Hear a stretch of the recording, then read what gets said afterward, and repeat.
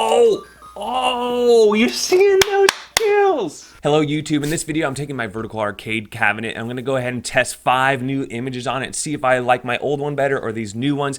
I'll also show you a common fix to get the vertical bar tops working correctly, a lot of these images, and I'm gonna play a bunch of games. To be honest with you, this video was a joy to make, to really test out people's vertical setups, everything from their introduction videos, their background music choices, their game selections, whether to use a track mode or emulation station. There's just so many little things you can do, and to the point of this whole video, this is a conversation piece. I really do think these are cool. So grab a cold one, have a seat, and enjoy the vertical goodness.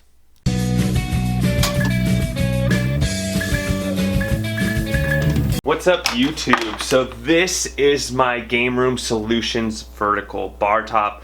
It's a single player vertical cab. It's got a little Dell monitor in there, and this is just a little quick. It's got a speaker here. It's got USB front inputs. I want to use a controller. You can open this up to access your controls at any time. Change this from an 8-way to a 4-way. It's got LED we're going to turn on in just a second. It does also have about 5 auxiliary buttons underneath here. If you want to, do like, for example, there's only one fire button. So if you want like a fire and then your grenade button, you can have your grenade button down here. It is limited to vertical games like Donkey Kong and shoot 'em ups and things like that, but it still makes for a great conversation piece, and that's exactly where it's been at. It's been in my office, and since quarantine happened, I actually saw another image I want to try on this. I want to show you my image. Here's what it looks like on the side. Sweet graphics, black molding, T-molding on there. Now the back. Everyone wants to know what's in the back. So like I said, I just drove around and everything moved, but I have a power strip which powers the LED marquee. You have a strip of LED lights. It powers the monitor itself here. It also powers this amp, which is going into 3.5 millimeter for the audio out of my Raspberry Pi.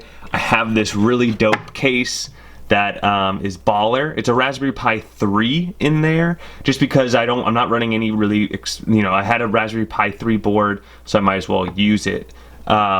But this is, I'll put a link to this case. It's like a super baller case. And it was like got the power supply, got the HDMI to the monitor, and then the USBs I'm using here are all for the different controls that I'm running. A little clip here to keep the cabinet shut during transport. The cabinet does just come done like that. That's it. It's got a little handle, and then here's the on-off switch and the power. I'm going to plug it in just a second. So here's the other side. A little bit of damage from moving, like some of the clear on top, but it's fine. Okay, and then I've got a switch on the back. So once I switch the switch, everything should come on. There you go. So the marquee lights up like that. There we go.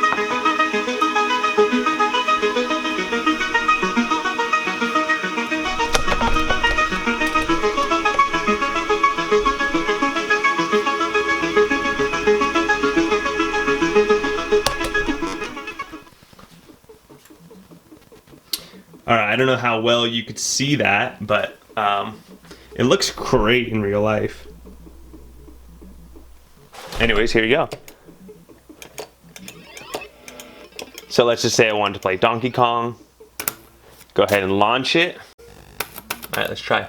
And as far as the volume, I just have to do that on the amp. But like I said, it was at my job, so I didn't necessarily want my boss to be hearing me playing video games. But I have to say my boss actually really liked it. It's a good conversation piece, no doubt. Everyone always say, does it work? That's like everyone's first comment when they see a bar top. Does it work? It's like, well, yeah. Oh, you see that back jump? Oh! Give me something. Oh! You're seeing those skills! Here are 2 config files. The one on the left is the one that actually is a brand new burn, and the one on the right is the one that is actually working for my setup. Now, I'm using a monitor that's DVI output. So I have a cable that goes DVI to HDMI. And in order for me to get a screen, 2 of the images did not work, both the VertiPi, the Pumpkin one, and then also the Scoony 64GB in this video. So what I had to do was, as you see, I deleted this line right here, HDMI drive equals 2, and I also deleted HDMI boost equals 4.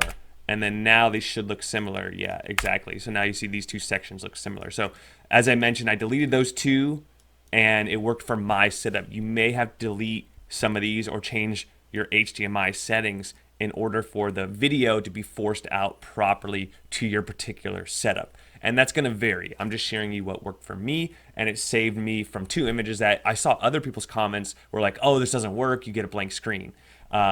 And so this fixed it for me. It'll probably help for you.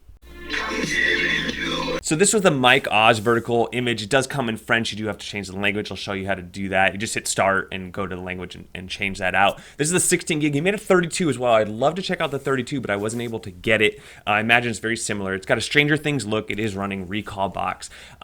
The image itself, I mean, this vertical theme, it does fill up the whole screen, which is great. And then as you see, when you go into the actual game list, you have the box art on the left, and you actually have a video snap on the lower right, but it does pop up.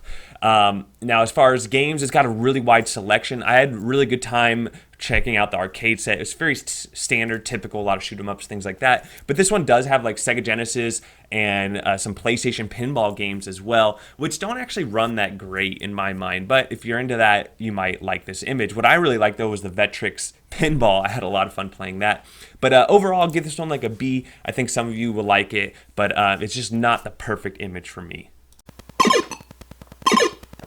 Alright, I know I'm going to have to do something soon, hopefully. Oh, I even hit the wrong one. Oh.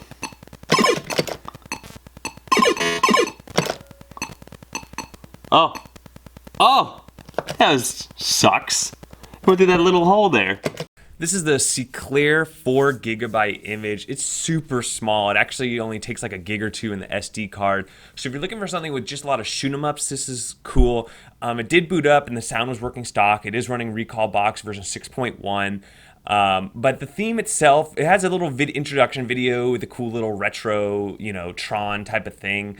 You will have to change the language from French to English. I'm showing you right there on the screen right there. But that's the theme right there. That's about it. And then it's just a long list of Mame games you're going to see here in a second. Yeah, that's just what the navigation looks like. And then the controls were fine, but recalbox is really easy to just reset up the controls by hitting your start on the controller and then just going to controller settings and fixing it. Overall, I'm unimpressed. There's just way cooler images out there. The only thing that this one has for it, like I said, is the newer version of recalbox, and so it's so small. But you're going to see that there's going to be some pretty cooler images in this roundup. This one was the Button Masher 101 image, and I just had a lot of problems with it. I just didn't even want to mess with it, and I didn't like that it said Arcade 1-Up on it because I'm not putting in an Arcade 1-Up. So I was like, I'll save this for somebody that wants an Arcade 1-Up image. Most of you have custom cabinets. So let me know if you want me to check out that one a little more, but I was just not super impressed. Oh, yeah.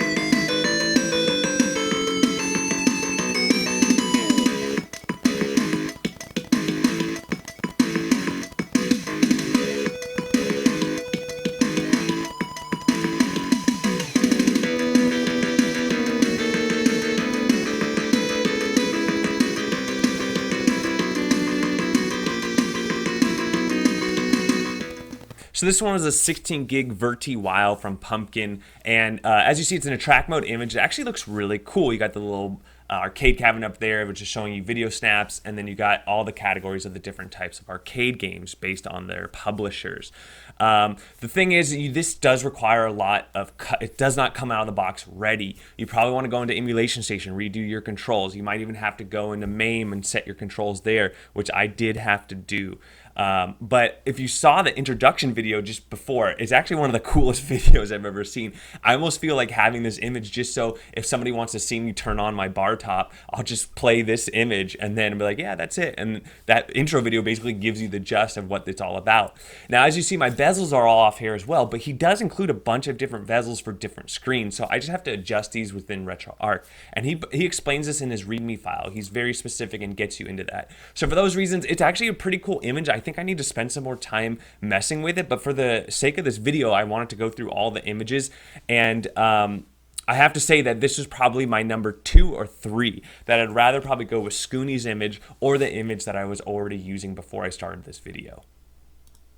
So this is Scoony's 64 gigabyte image, and this is actually what prompted me to do this video. Was I saw that there was all these new vertical images popping up, and I was like, I should check it out. Maybe mine needs to be updated. So what I really liked about this one is, as you see here, is it boots up with the controls already reset for you. So that's great. If you missed it earlier in the video, you definitely want to check out. This was one of those images where I booted it up and I thought it was dead on arrival, but I had to change those HDMI settings to get it moving.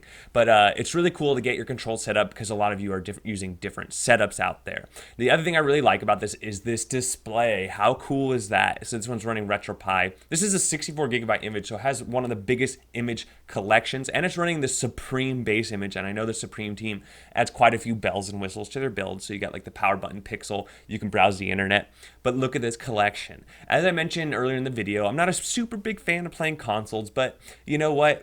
It's 64 gigabytes. They're so cheap now. As much as I wouldn't use those games, it's kind of nice. They're not taking up that much space on the menu, and it's nice to have. Because to be honest with you, as much as I'm kind of a snob and it's like it's a vertical thing and we should be playing vertical games, there's still going to be that occasional person who comes over to you and they're like, oh, does this play Sonic? Oh, does this play Mario? And you're like, yeah, actually it does. So for those reasons, I guess it's nice to have those options for you. But I'm really enjoying this one quite a bit. The games seem to run well, and on boot up it's quite ready and quite functional. So for those reasons, I highly recommend this one. It's actually very nice and I'm enjoying it. I think I need a little bit more time with it to find, because I haven't had time to test out all the games and really get into it. But from surface level and checking it out, it's definitely in my top 3 for images that I'll have lying around to definitely check out on my vertical arcade. So I hope you enjoyed this video. I didn't want to make an image review for each individual image. I just thought it would be way too much time and effort, and I didn't know that people would really care that much. I was like, well, let me just do a quick overview video to get people the gist so they can then go from there and make up their own decisions. But if you'd like to see more of a specific one, please let me know. If I get enough for a specific one, I'll definitely have a look at it deeper. But I hope you enjoyed this video. It was fun to record, and arcades are a conversation piece. They're really cool, and it's great to play these classics that are disappearing in the wild. So don't forget to like, subscribe, and we'll catch you on the next one.